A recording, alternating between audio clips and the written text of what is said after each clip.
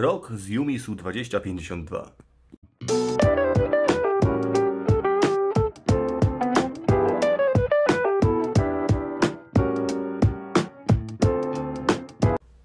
Cześć, siemacie, z tej strony Retro Gaming Laptop. Mija rok, więc jak obiecałem, robię podsumowanie po 12 miesiącach fotela Yumisu 2052. Spędziłem z nim naprawdę fajne 12 miesięcy. Sam fotel jest jak najbardziej w dobrym stanie. Tutaj jedyne z rzeczy, które się w ogóle wydarzyły na etapie tych 12 miesięcy, to to, że zaczął tutaj mieć delikatny bezwład na siłowniku, który zresztą też z bliżej pokazany jest z tej strony na obecnym filmie. Jednak nie przeszkadza to absolutnie w jego eksploatacji, nie skrzypi, nie hałasuje, nie przeskakuje, jest jak najbardziej ok. Poza tym fotel praktycznie jest nadal w stanie jak nowy. Fotel jest naprawdę super wygodny, fotel jest super wytrzymały i jak na początku byłem zadowolony z jego większości walorów, tak do tej pory zadowolony z tych walorów i jestem. Przez cały ten czas specjalnie nie zużył się mechanizm regulacji pochylenia siedziska, co zresztą widać na tym filmie, gdy działa cały czas jak najbardziej ok. I nie mniej i nie gorzej chodzi sobie tutaj siłownik, co widać też na tym filmie. Poza tym, co się tyczy jakby samej eksploatacji tego fotela, no ze mną nie miał lekko. Można śmiało przyjąć, że jestem dużym facetem, mam 192 cm wzrostu, no i ważę grubo powyżej 100 kg. Sam ten fotel więc no, miał ciężkie życie. Fotel był eksploatowany przeze mnie przez ostatnie 365 dni, około 4 godziny dziennie.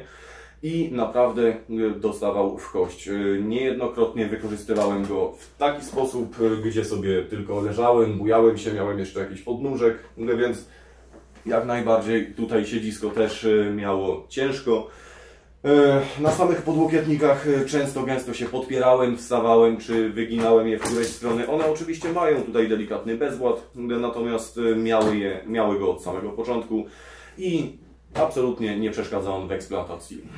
Sama regulacja jak najbardziej tutaj działa tak jak miała działać. Same podłokietniki ciągle we wszystkich zakresach tutaj chodzą, nigdzie się nie zużyły, nigdzie nie pękły jak w jego poprzedniku. Jest tutaj jak najbardziej wszystko na plus, jeżeli chodzi o materiał, jeżeli chodzi o wykonanie samego tego fotela. Ok, po tych 12 miesiącach ma gdzieś jakieś delikatne plamki, natomiast no, wynika to z eksploatacji, wynika to z tego, że nie był przeze mnie myty.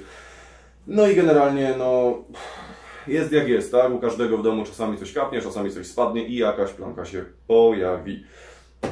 Poza tym absolutnie żadnych przetarć, absolutnie żadnych dziur, absolutnie żadnych puszczonych szwów. Yumisu tutaj stanęło naprawdę na wysokości zadania, jest świetnie.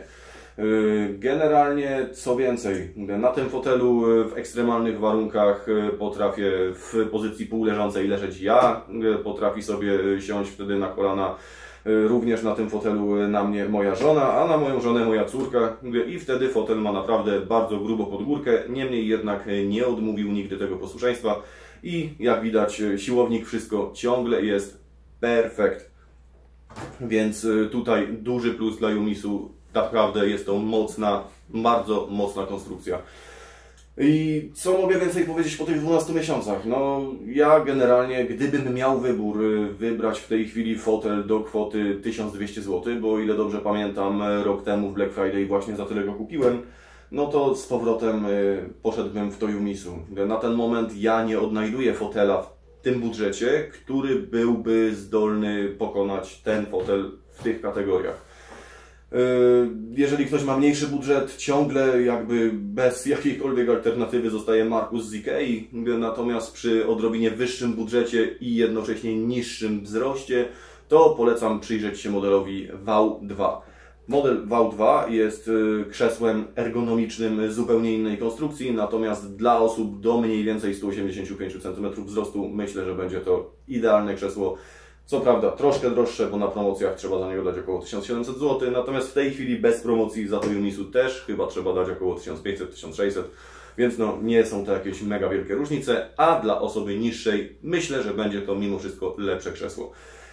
Niemniej dla osoby, która jest mniej więcej mojego wzrostu, mojej postury i chce wygodne, duże krzesło, na którym może się poczuć jak król i władca świata, Jak najbardziej polecam Yumisu 2052. Jest to fotel naprawdę wygodny, bardzo z dużą możliwością regulacji i wszelkiej treści i maści dostosowań pod siebie i z mojej strony jak najbardziej łapka w górę.